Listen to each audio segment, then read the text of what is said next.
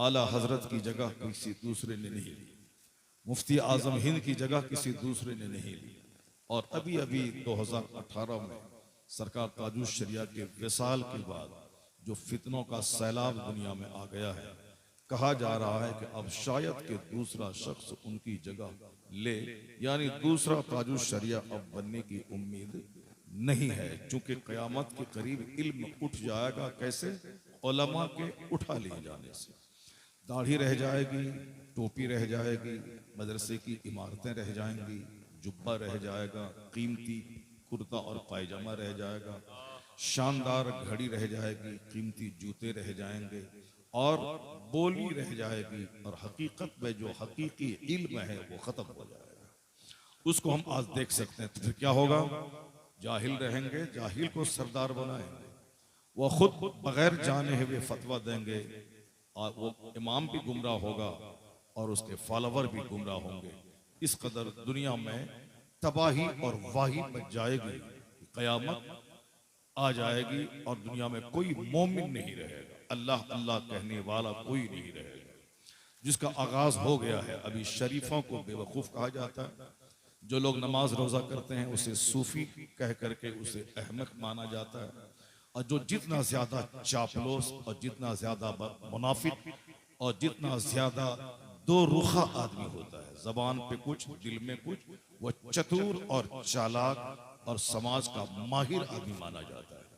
झूठ बोलने को कमाल समझा जाता है, दूसरों को ठग लेने को कमाल समझा जाता है, और कैंची की तरह जबान चला चला के गीबत करने और झूठ बोलने वाले को समाज का बड़ा जीनियस माना जाता है। हालांकि उसके सीने में जो इंसानियत है, आदमियत है, उस नाम की कोई चीज नहीं रह जाएगी। दूर से सुना जाएगा कि फला गांव में एक अमानतदार है, लेकिन वहां करीब जाने के बाद पता चलेगा कि उसके बड़ा उससे ज्यादा खाइन खयानत करने वाला कोई नहीं। दूर से सुन लेना किसी के बारे में अच्छा होगा बनिस्बत उनके मिलने, उनके देखने के। जब आदमी उसको देख लेगा, मिल लेगा, तो फिर उससे बहुत घिन और नफरत पैदा हो जाएगी। दूर से सुन लेना अच्छा होगा करीब जाने से। ये सब अलामतें कयामत हैं, जिसको आप कह सकते हैं कि सारी अलामतें लगभग जाहिर हो गई हैं। सलाम सिर्फ जान पहचान वालों तक महदूद होकर रह जाएगा। मैं उसके बाजू में खड़ा हूं, मेरे सर पे पगड़ी है, मेरे चेहरे पे दाढ़ी है, मैं सुन्नी हूं, बरेलवी हूं, मसलके आला हजरत का मानने वाला हूं, नजदी वहाबी गुस्ताखे रसूल तफजीली शिया सुले कुल्ली नहीं हूं, उसके बावजूद बंदा सलाम नहीं करेगा। सामने वाला आदमी दाढ़ी मोछ मुंडा हुआ है, अच्छी फैक्ट्री का मालिक है, करोड़ों रुपए कमा रहा है, उनका उनसे काम है तो नाम लेके सलाम करेगा, जावेद भाई अस्सलाम वालेकुम। ये नहीं कि चलो मौलाना भी बाजू में है और दूसरे मुसलमान भी हैं तो सलाम मजमुई तौर पर सबको कर दें, नहीं नहीं, वो नाम लेके खास करेगा, चूंकि जानता है कि जावेद भाई का नाम लेंगे वो खुश हो जाएगा और मैं उससे 50 लाख रुपए कर्ज लेने वाला हूँ, वो दे देगा। और बाकी मौलाना साहब को सलाम करके मिलने वाला क्या है? ना दुनिया मिलेगी और न ही कोई दुनियावी मफाद इससे वाबस्ता है। तो सलाम जान पहचान वालों तक महदूद होके रह जाएगा, ये क़यामत की निशानी है। जबकि हुजूर ने कहा था कि अफशुस सलाम, सलाम को फैला दो। हुजूर ने मोहब्बत बढ़ाने का एक जबरदस्त तरीका बताया था। आका फरमाते हैं कि जन्नत में वही जाएगा, ला यदखुलुल जन्नह, जन्नत में नहीं जाएगा मगर मोमिन, मोमिन ही जन्नत जाएगा। और हुजूर फरमाते हैं कि तुम में से कोई उस वक़्त तक मोमिन हो नहीं सकता, ला तदखुलूनल जन्नत हत्ता तुमिनू, तुम में से कोई जन्नत नहीं जाएगा जब तक कि ईमान नहीं लाओ। वला तुमिनू हत्ता तहाब्बू, you will not be believer until you love together one another, उस वक़्त तक तुम मोमिन नहीं बनोगे जब तक कि एक दूसरे से आपस में मोहब्बत न करो। मोमिन बनने के लिए मोहब्बत जरूरी है। आप अपने मन में साहब गुलगुल्ला पकाते रहें कि मैं बहुत बड़ा मोमिन हूं, हुजूर की निगाह में वह शख्स मोमिन नहीं जो आपस में एक दूसरे से मोहब्बत न करता हो। क्या मतलब? सास बहू से मोहब्बत करे, बहू सास से मोहब्बत करे, और ननद से साथ मोहब्बत हो, घर के सारे अफराद के साथ मोहब्बत हो, पड़ोसिन के साथ मोहब्बत हो। ऐसा नहीं कि मैं खूब रात भर सजदा कर रहा हूँ, सास की गीबत, ससुर की गीबत, ननद की गीबत, देवर की गीबत, पड़ोसिन की गीबत, और हम मोमिन हैं। शाबान के महीने में 25 खत्म कुरान हमने कर लिया। हुजूर कहते हैं ला तुमिनु हत्ता तहाब्बु। गौर से सुनिएगा, आका फरमाते हैं कि मोमिन नहीं बनेगा। डिंग मारना और है, डिंग मारने वाला वो भी डिंग मारता है जो बंदर, छुछंदर, कुत्ता, बिल्ली, बैल, गाय सबको खुदा कहता है, वो भी डिंग मारता है। वो बोलता है ये मुसलमान दबा कुचला हरिजन से बदतर है, ये मुसलमान ठेला चलाता है, पंचर बनाता है, रिक्शा चलाता है, सिर्फ बच्चे पैदा करता है, न इसका कोई वजूद मुस्तकबिल हिंदुस्तान में है। ये सिर्फ बच्चे पैदा करते हैं, न किसी बड़े ऑफिसर्स ये हैं, न बड़े मिनिस्टर ये हैं। इक्का दुक्का जहाँ 40 करोड़ की आबादी है, एक दो मालदार अरबपति होने, एक दो मिनिस्टर होने से क्या होता है? ये हमें ताना देते हैं, ये बच्चा पैदा करता है और पंचर बनाने के लिए दुकान पे छोड़ देता है। ये 10 बच्चे पैदा करता है, चाय की दुकान पे गिलास धोने के लिए छोड़ देता है। ये हम पर ये इल्जाम लगाते हैं ये काफिर लोग कि इनकी हालत बदतर है, ये दुनिया में भी जलील हैं और ये जन्नत जन्नत की बात करता है। इनका नेता जन्नत का मजाक उड़ाता है, इनके लोग हूर का मजाक उड़ाते हैं, इनके लोग आखिरत का मजाक उड़ाते हैं। कौन कौन आखिरत, कौन खुदा? मुसलमानों को पकड़ता है, उसे मारता है और कहता है बुलाओ अपने नबी को बचा लेगा, बुलाओ अपने खुदा को बचा लेगा। ये बंदर छुछंदर के पुजारी खुदाए वाहिद के परस्तार को धमकियां देते हैं, खुदाए वाहिद के परस्तार को दुनिया में सबसे ज्यादा गिरा हुआ समझते हैं। तो बकवास तो कोई भी कर सकता है, उस बकवास कोई भी कर सकता है, तो बकवास की कोई हद नहीं है। जैसे वह लोग एक खुदा के मानने वाले को कहते हैं न इसका कोई फ्यूचर ही नहीं, न दुनिया ही में ये खुश रह सकता है और न ही मरने के बाद इसका कोई फ्यूचर है। कौन? जो छुछंदर को खुदा कहता है, जो बंदर को खुदा कहता है, जो हाथी को खुदा कहता है, जो सांप को खुदा कहता है, जो गोबर को पाक समझ के उसकी पूजा करता है।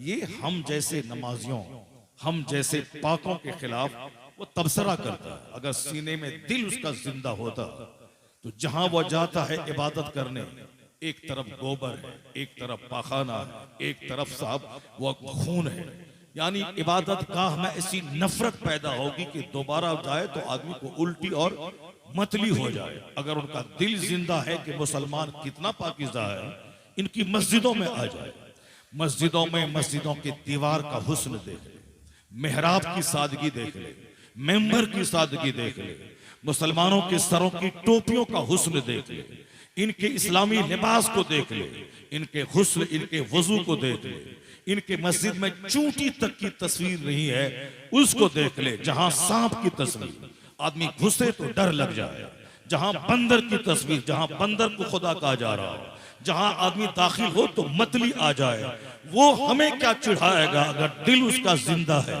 वह सिर्फ मेरी मस्जिद में घुस जाए, मस्जिद की खुशबू, मस्जिद की सादगी, मेहराब व मेंबर का हुस्न उसे ईमान लाने पर मजबूर कर देगा। वो देखेगा जब मस्जिद जहां इबादत की जाती है यह इस कदर सिंपल, सादा, खूबसूरत और खुशबूदार है, इस कदर अजीम है ये मस्जिद, तो जिस रब की इबादत की जाती है वो रब कितना अजीम होगा, वो रब कितना महान होगा। वो सिर्फ दिले जिंदा लेकर, वो दिले जिंदा लेकर मस्जिद में दाखिल हो जाए, मस्जिद की सफाई, मस्जिद की सुथराई को देखकर उनका दिल हिल जाएगा, उनकी सोच बदल जाएगी। मगर चूंकि तासुब का चश्मा आंख में रहता है, इसलिए जानबूझकर झूठ बोलने की प्रैक्टिस करवाई जाती है उन लोगों को, जानबूझकर इस्लाम के खिलाफ, कुरान के खिलाफ, मजहब के खिलाफ, मदरसों के खिलाफ, टोपी के खिलाफ, हिजाब और निकाब के खिलाफ वो तबसरा करते हैं। ऐसे में मुसलमानों की गैरत को जिंदा होना चाहिए कि तुम मेरी माँ बहन बेटियों के हिजाब के खिलाफ बोलता है तो मेरा बेटा पठान फिल्म को खरबों रुपए की आमदनी देने के लिए, फिल्म इंडस्ट्रीज को मालामाल करने के लिए उसकी फिल्में न देखे, जहां का नाचने वाला हीरो हिजाब के खिलाफ बोलता है, कोई औरत चड्डी पहन के नाचे, मॉडर्नाइजेशन है, ये जिद्दत है, ये डेवलप लोग हैं, ये साहब मॉडर्न लोग हैं, यानी तरक्की याफ्ता। जितना लिबास छोटा हो जाए उतना ही ये तरक्की याफ्ता है। और जिस कदर औरत सर से लेके पांव तक वेल्ड और हिजाब हो जाए, ये रस्टिक है, ये देहाती है, ये विलेजर है। हुजूर ने सच कहा, अखीर जमाने में लोगों की अक्लें छीन ली जाएंगी। तुन जाओ उकूलो अक्सरे ज़ालिका ज़मान सयाती अल्लाह से ज़मान, अनकरीब लोगों पर एक ऐसा वक्त आएगा कि लोगों की अक्सर लोगों की अक्लें छीन ली जाएंगी। इसको आप क्या कहेंगे? एक तरफ हाफ पैंट पहन के जिसको कि जज भी घूर घूर के देख रहा है, पुलिस वाले भी गौर से उसको देख रहे हैं, जिस स्कूल और कॉलेज में ये चुस्त जींस और टी शर्ट पहन के जाती है, प्रोफेसर भी किताब कम देखता है, उसके चुस्त जिस्म को ज्यादा देखता है। कोर्ट और कचहरी में जज वह वकील की बहस को बकम सुनता है और जिस औरत के खिलाफ मुकदमा है उसके जिस्म को ज्यादा देखता है। उसे क्या कह सकते हैं आप?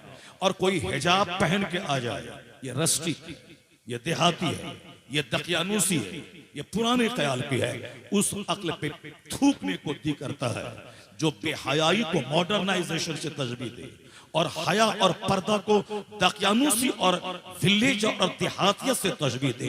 हुजूर ने सच कहा, चाहे वो इंजीनियर हो, डॉक्टर हो, प्रोफेसर हो, मिनिस्टर हो, अखीर जमाने में अक्सर लोगों की अक्लें छीन ली जाएंगी।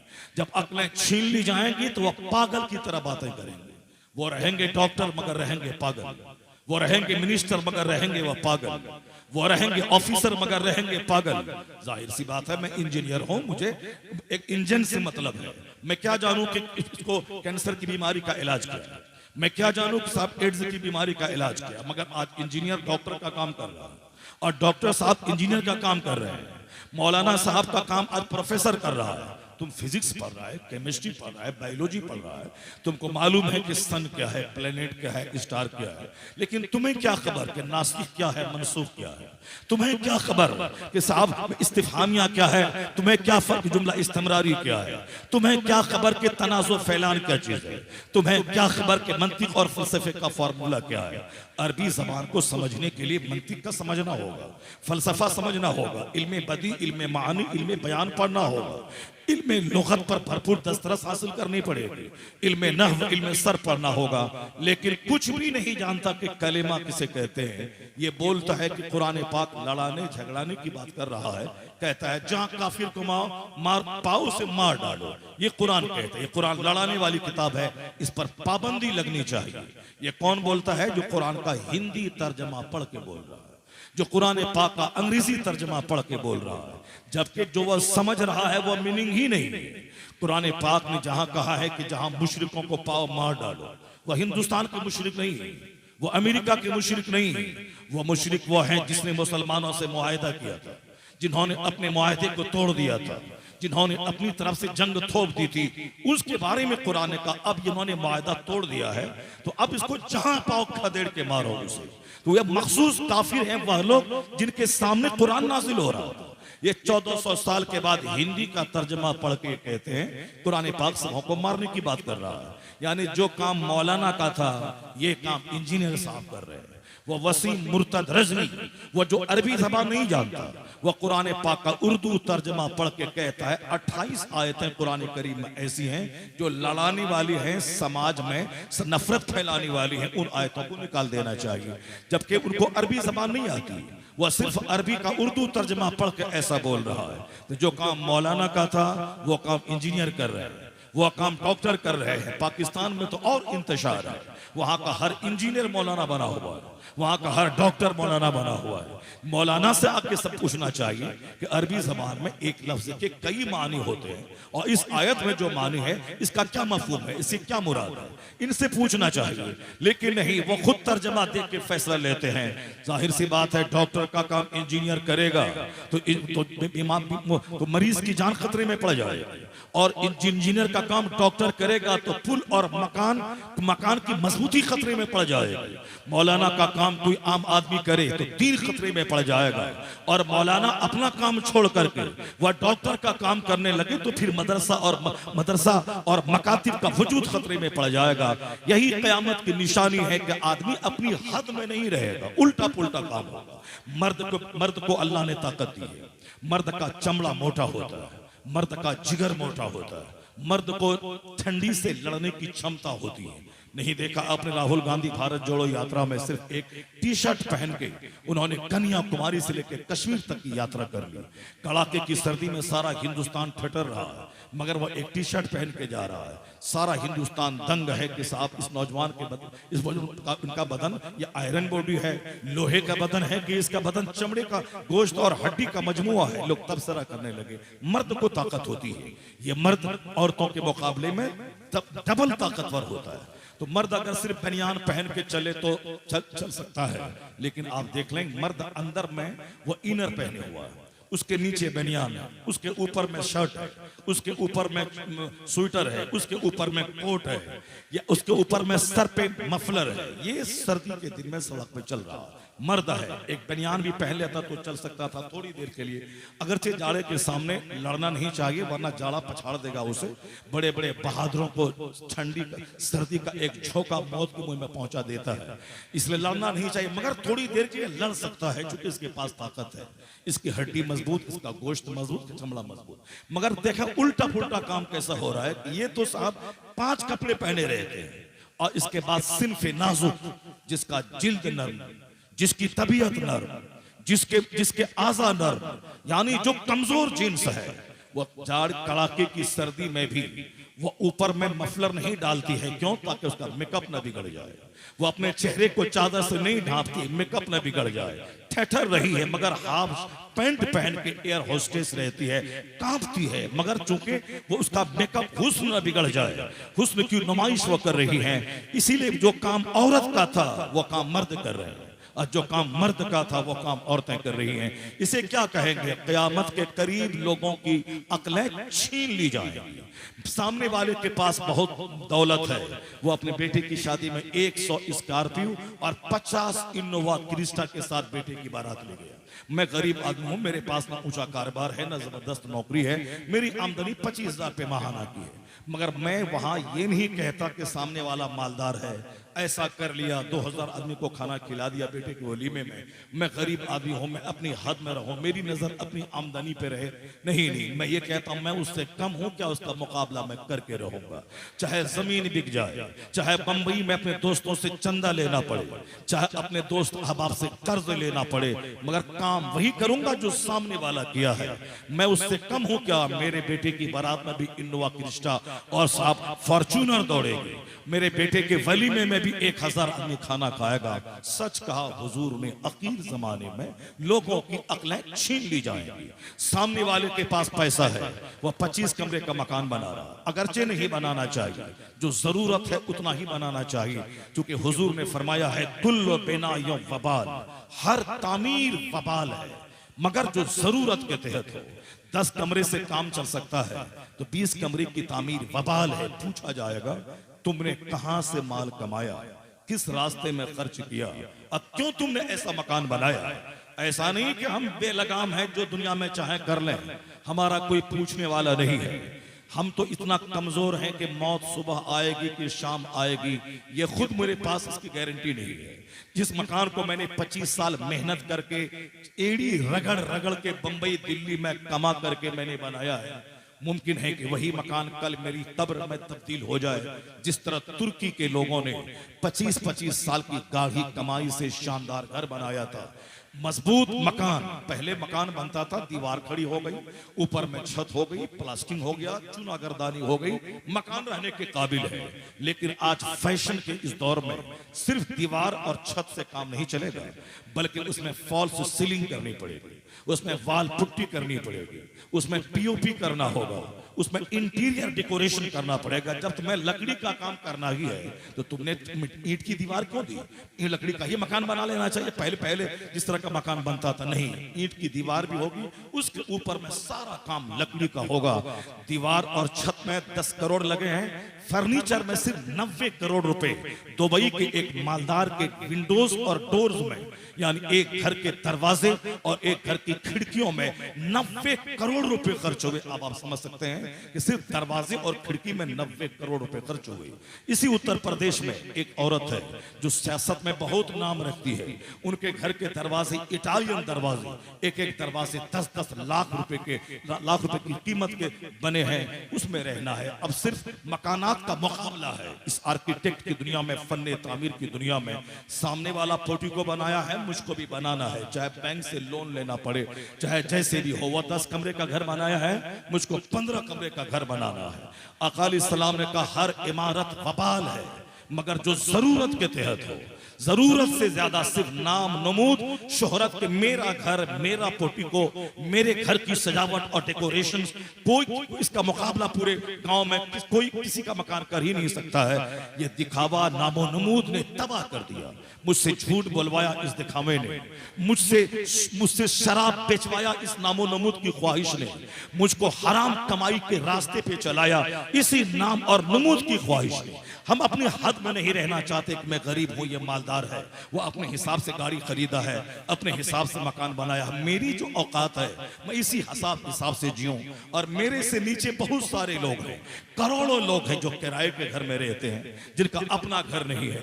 मेरा अगर 2 ही कमरे का घर है, ये तो अल्लाह का करोड़ों एहसान है कि कम से कम हम अपने मकान में तो रहते हैं। और करोड़ों लोग किराए के घर में रह रहे हैं। बंबई में, चेन्नई में, अहमदाबाद में, पटना में, लखनऊ में करोड़ों लोग हैं जो किराए के घर में रहते हैं। अगर मेरा घर 2 कमरे का है तो हमें तो 5 टाइम नमाज के अलावा और अलग से 5 बार सजदे शुक्र बजा लाना चाहिए। मालिक तेरा करोड़ों एहसान कि मेरे पड़ोस में बहुत सारे लोग किराए में रहते हैं, तूने मुझे अपना निजी घर अता किया है। इस नेमत का जितना भी शुक्र अदा करो कम है। मेरे बाप के पांव में चप्पल नहीं थी, तूने मुझको शानदार जूता दिया है, तेरा करोड़ों एहसान। मेरा बाप साइकिल पे चलता था, मुझे तूने 2 व्हीलर दिया है, तेरा करोड़ों एहसान। मेरा बाप सारी जिंदगी 2 व्हीलर पे चलता रहा, तूने मुझे 4 व्हीलर दिया है, तेरा करोड़ों एहसान। ये सोच नहीं है, अक्लें चूंकि छीन ली गई है, इसलिए नजर सिर्फ अपने से ऊपर पे रहती है। मेरा 10, उसका 15 कमरा है। मेरी गाड़ी 10 लाख की, उसकी गाड़ी 50 लाख की है। मेरी गाड़ी 50 लाख की, उसकी 50 करोड़ की है। इसी ने सबके चेहरे को उजाड़ दिया है, सबका चेहरा काला बना दिया है। बज़ाहिर पान और गुटखा खाके, कान में वायर ठूसकर, हाथ में मोबाइल लेकर वो कहता है कि मैं बहुत मस्त हूं। सीने पे हाथ रखा जाए, उससे बड़ा दुखी समाज में कोई नजर नहीं आएगा। 2 मिनट सिर्फ तन्हाई हो जाए, अपना सारा दुख निकाल के रख देता है। ये कान सिर्फ दिखाने के लिए है, ये कान में वायर और ये मोबाइल सिर्फ दिखाने के लिए है। और अंदर में जितना दर्द है, क्योंकि ख्वाहिशात कितनी बड़ी है, उसके लिए पैसे नहीं है, तो अब वह क्या करेगा? दूसरों के मुकाबले में अपने आप को गरीब समझता है। या तो वह हसद का शिकार होगा सामने वाले से, या इंफीरियरिटी का शिकार हो जाएगा। नतीजे में या तो ब्लड प्रेशर हाई होगा, या फिर लकवा और फालिज की बीमारी होगी। और हुजूर ने कहा है आखिर जमाने में अचानक मौत ये बहुत ज्यादा होने लगेगी, ये कयामत की निशानी है। और फालिज का हमला ज्यादा होने लगेगा, ये कयामत की निशानी है। यानी पैरालिसिस आज से 100 साल पहले 50 गांवों में कभी कभी 10 साल के बाद एक आदमी को लकवा की बीमारी हो गई, यह सुनने को मिलता था कि उसको फालिज मार दिया। लकवा भी लोग नहीं बोलते हैं, फालिज मार दिया, खतरनाक बीमारी हो गई। और आज तो हर घर में, हर गांव में, हर मोहल्ले में इस तरह के अमराज है। क्यों? इसलिए आखिर जमाने में दौलत की हवस ज्यादा हो जाएगी। दौलतमंद बनना चाहेगा, चाहे जहन्नम ही में क्यों न जले। यहां मकान चाहिए, यहाँ गाड़ी चाहिए, यहाँ अच्छा खाना पीना चाहिए, यहाँ बेटी और बेटे की शादी शानदार ढंग से होनी चाहिए। समाज का मुकाबला जारी है। मरने के बाद चाहे मेरी लाश को कुत्ता नोचे, कब्र में चाहे आग लगे, चाहे खरबों साल में जहन्नम की आग में जलूं, कौन सोचता है जहन्नम के बारे में? कौन देखा है? वहां हो क्या होगा कि नहीं होगा, माअज़ल्लाह। ये दाढ़ी है, टोपी है और आखिरत पर यकीन ही नहीं है। वहां क्या होगा? जो बोला, अगर शक किया कि क़यामत है कि नहीं है, कौन जानता है? है, शक हुआ तो काफिर हो जाएगा। क्योंकि मोमिन बनने के लिए विश्वास करना पड़ेगा, जैसे जमीन है ये उसी तरह आखिरत है, जैसे आसमान है यकीन है उसी तरह आखिरत है, जैसे सूरज डेली निकलता है डूबता है उसी तरह पुलसरात का वाकया हक है, मीज़ान हक है, नेकी बदी तौली जाएगी हक है। अगर जरा भी शक हुआ कि है कि नहीं है काफिर हो जाएगा।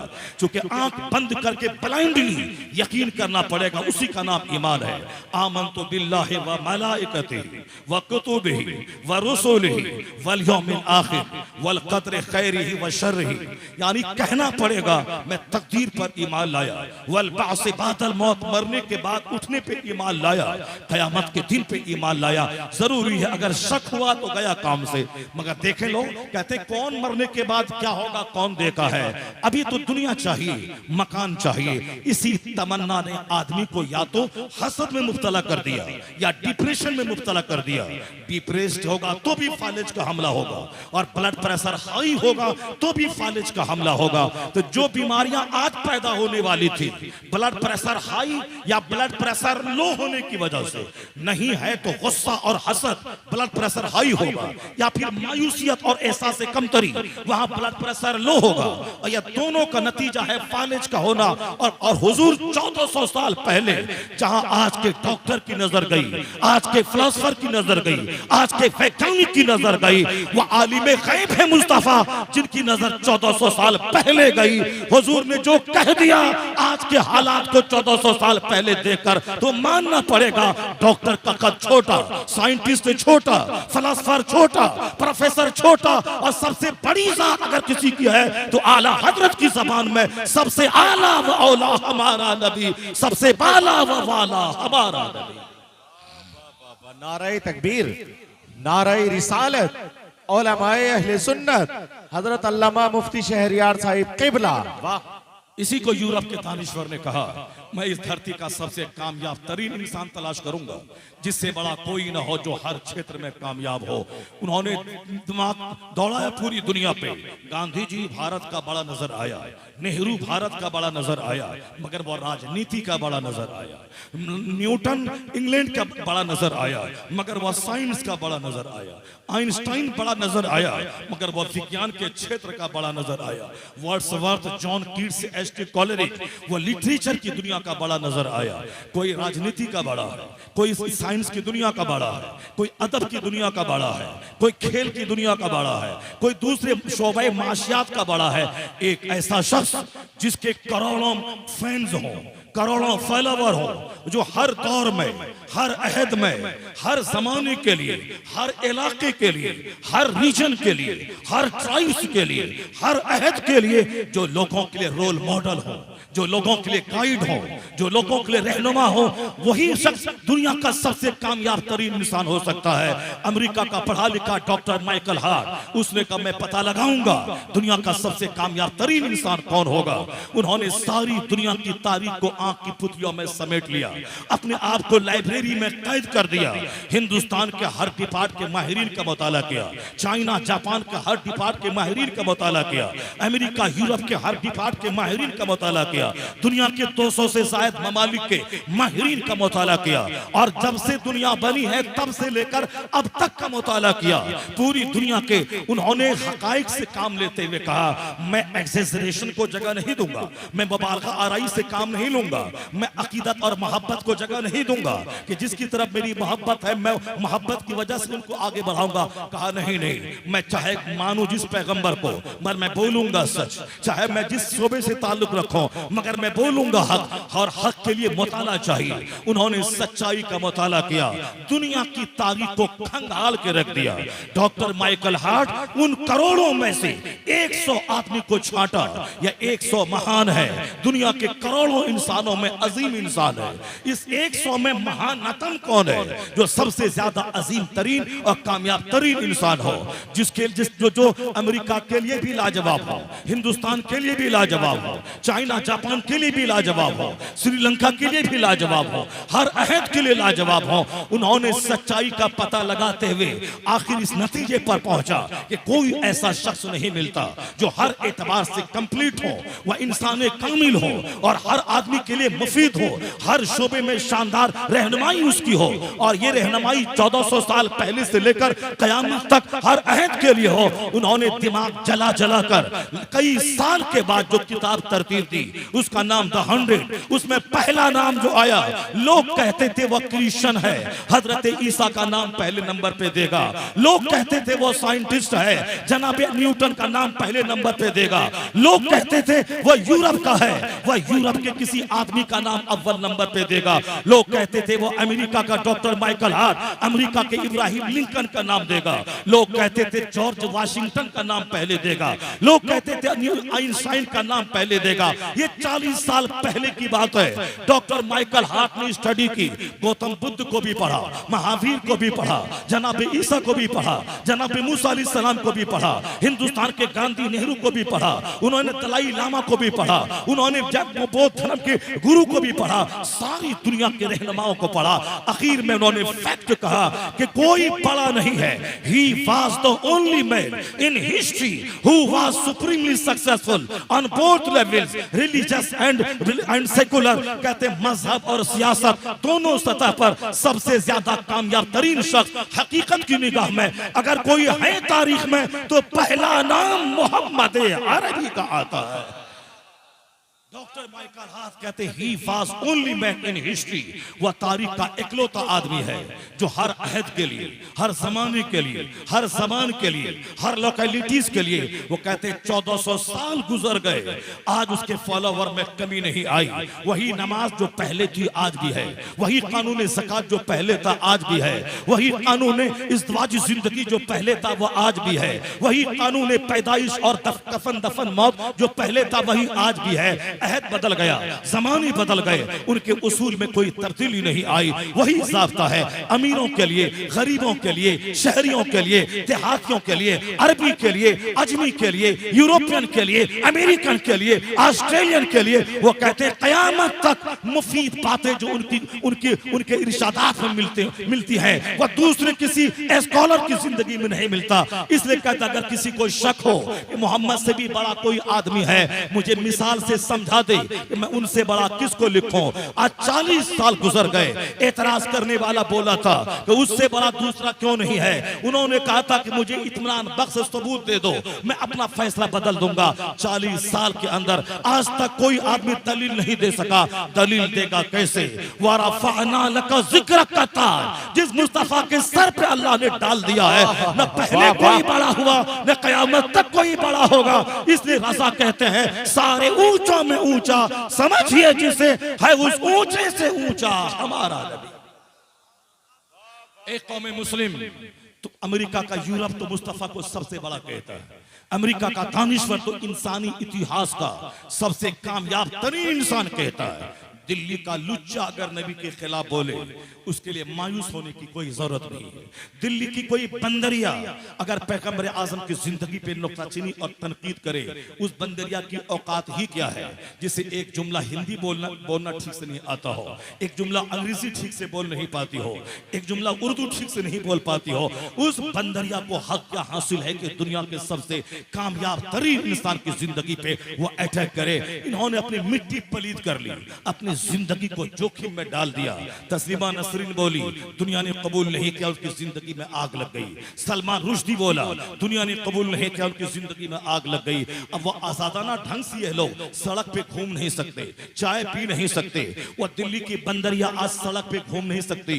एक खतरा दिमाग में है, कोई पीछे से मुस्तफा का गुलाम मेरी गर्दन छोटी न कर दे। एक खतरा है, एक आजादी छीन ली गई। अब जीते जी वो जहन्नम में पहुंच गई। वो मुर्तद वो वसीम रजवी वो आज जेल में बंद है। वो बोलता है मेरी बीवी छूट गई, मेरा बच्चा छूट गया, मेरे रिश्तेदार छूट गए, मेरा दोस्त नरसिंहानंद छूट गया।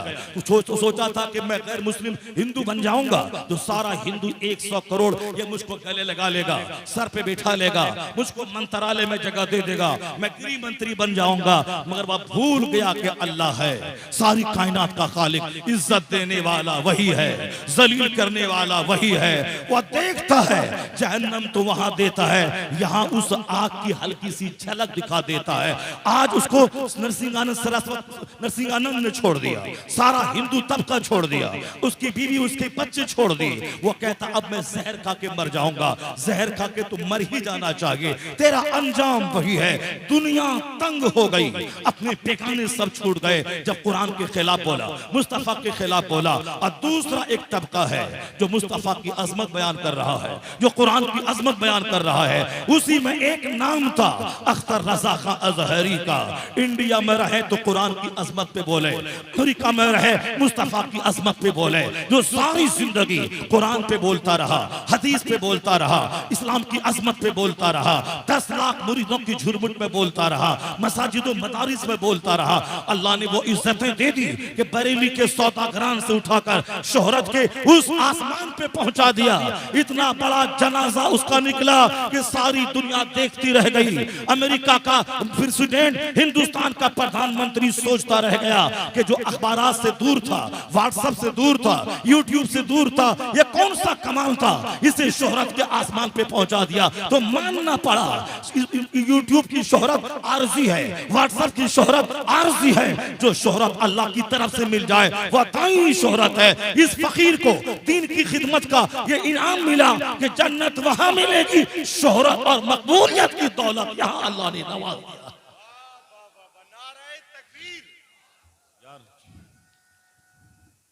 या रसूल अल्लाह जिंदाबाद। इसलिए कभी नर्वस होने की कोई जरूरत नहीं है कि कौन क्या बोल रहा है, अपना काम करते जाएं। अल्लाह सबसे बड़ा है, अल्लाह देख रहा है। जिस अल्लाह की परस्तिश आप करते हैं, जिस अल्लाह रब्बुल इज्जत के सामने आप पेशानी टेकते हैं, वो अल्लाह आपसे बेखबर नहीं है। वो अल्लाह जान रहा है कि मेरे बंदे मस्जिदों में 5 वक्त क्या बोलते हैं। वो अल्लाह देख रहा है कि मदरसों की चटाई पे ये हमारे बंदे क्या पढ़ रहे हैं। वो अल्लाह देखता है कि रात के आखिरी पहर में हमारे मकबूल बंदे आंखों से आंसू के कतरे बहाकर मुझसे मगफरत की भीख मांग रहे हैं। वो अल्लाह देख रहा है कि खाने काबा के इर्द गिर्द 50 लाख से ज्यादा का मजमा एक धूरी के इर्द गिर्द किस तरह हज के मौके पर घूमता रहता है और साल भर तक उस अल्लाह के घर का तवाफ करता रहता है। अल्लाह देखता है हज कैसे हो रहा है, माह रमजान में नेकियों का माहौल कैसा पैदा हो रहा है। अल्लाह को देख रहा है कि हम बहुत सारा तबका है जो मेरा इनकार कर रहा है, लेकिन एक मुसलमानों का बड़ा ग्रुप है 200 करोड़ लोगों का जो माह रमजान में 12 से 15 घंटे भूखा रहकर वो अपने मोमिन होने का सबूत देता है। अल्लाह की खातिर बीवी को छोड़ देता है, अल्लाह की खातिर दाना छोड़ देता है, अल्लाह की खातिर पानी छोड़ देता है। जब अल्लाह की खातिर दाना पानी बीवी को बंदा 15-15 घंटे छोड़ देता है तो अल्लाह तबारक व तआला अपने इन मखसूस बंदों को जलील कैसे करेगा, रुस्वा कैसे होने देगा। अल्लाह है, सिर्फ शक की बुनियाद पे इनकार नहीं किया जा सकता है। कोई बकवास करे, उसकी बकवास को सुनने के बाद अपना ईमान कभी कमजोर मत करना। अल्लाह है जो सारी कायनात का खालिक है। और अभी तो तुमको तजर्बा ऐसा हो गया, पहले तो पढ़ता था कि वकुलिल्लाहुम्मा मालिकल मुल्क तूतिल मुल्क मन तशा व तंज़िउल मुल्क मिम्मन तशा। सारे बादशाहों का बादशाह है वो खुदा, जिसे चाहता है इज्जत देता है, जिसे चाहता है जलील करता है। ये तो तुम कुरान में पढ़ते थे, लेकिन अपनी आंखों के सामने अभी आपने देखा 2 साल पहले आज किस तरह हिंदुस्तान में लोगों ने हालात पैदा कर दिए थे। एक हजार साल से मेरे बाप दादा यहाँ रह रहे, हमारी मस्जिदों की तारीख हजार साल पुरानी तारीख है। 1200 साल से हिंदुस्तान में करोड़ों मुसलमान रह रहे हैं। यहाँ की जमीन पे खेती करना, बिजनेस करना, यहाँ के लोगों को तहजीब सिखाना, ये सब मुसलमानों का इंपॉर्टेंट रोल रहा हिंदुस्तान की सरजमीन पे। हिंदुस्तान में एक कॉलेज नहीं था और आज की तारीख में कितने कॉलेज हैं आप गिन नहीं पाएंगे। आज से 500 साल पहले एक मेडिकल कॉलेज नहीं था इंडिया में, आज कितने कॉलेज हैं आप गिन नहीं पाएंगे। आज से 500 साल पहले कोई यूनिवर्सिटी नहीं थी, चाहे जवाहरलाल यूनिवर्सिटी हो, चाहे दिल्ली यूनिवर्सिटी हो, चाहे पटना यूनिवर्सिटी हो, चाहे रोहिलखंड बुंदेलखंड यूनिवर्सिटी हो, चाहे एम्स अलीगढ़ यूनिवर्सिटी हो, ये सबकी तारीख 200 साल के अंदर की है। 500 साल पहले कोई यूनिवर्सिटी नहीं थी, 500 साल पहले कोई इंजीनियरिंग कॉलेज नहीं था। ये वो हिंदुस्तान है जिसमें एक कॉलेज नहीं था, लेकिन आज हजारों कॉलेज है, आज सैकड़ों यूनिवर्सिटी, आज लाखों स्कूल इस हिंदुस्तान की सरजमीन में मौजूद है। ये बताएं कि हिंदुस्तान में इल्म का चिराग लेके कौन आया? यहाँ लोगों को रीडिंग और राइटिंग का मसाज किसने दिया? आज से 500 साल पहले कोई कॉलेज नहीं था। ये लाल किला का इंजीनियर कौन था जिसने ऐसी इमारत हिंदुस्तान को दे दी, जिस इमारत का जवाब न अमेरिका के पास है, न ब्रिटेन के पास है, न फ्रांस के पास है, न चाइना जापान के पास है। जब वहां के टूरिस्ट, जब वहां के सयाह आते हैं, लाल किला की नक्काशी, उसकी मीनार, उसके गुंबद, उसके गेट को देखते हैं तो दंग रह जाते हैं। 150 मंजिला मकान बनाना आसान है और ऐसी नक्काशी मुश्किल है। यहाँ का इंजीनियर कहां से आया? ये हिंदुस्तान का कुतुब मीनार, जिसकी बुलंदी और जिसकी नक्काशी, जिसमें आयात कुरानिया की तहरीर को लोग देखें तो दंग रह जाएं। आखिर ये मीनार का इंजीनियर कहां से आया? ये ताजमहल जो दुनिया के 7 अजाइबात में से एक अजूबा है, ये सबसे बड़ा ताजुबखेज अजूबा, ये इमारत किसने दी? इंजीनियर वहां का कहां से आया? उसका जबकि उस वक्त इंजीनियरिंग का कॉलेज ही नहीं था। मकराना की जमीन से हाथी के जरिए, बैल के जरिए, बैलगाड़ी पे वहां से संगमरमर को लाना, उसकी नक्काशी करना और फिर कई 100 फीट की बुलंदी पर, 150 फीट की बुलंदी पे उस पत्थर को सेट करना, उसकी नक्काशी करना। आज के साइंसदान महवे हैरत हैं कि कैसे 500 साल पहले यह काम हुआ। वह इंजीनियर कहीं का नहीं था, वह इंजीनियर इसी मदरसे की चटाई का पढ़ा हुआ था, वह इंजीनियर इसी मदरसे का था। तो मैं कह सकता हूं, लाल किला का इंजीनियर, ताजमहल का इंजीनियर, जामा मस्जिद का इंजीनियर इसी मदरसे का था।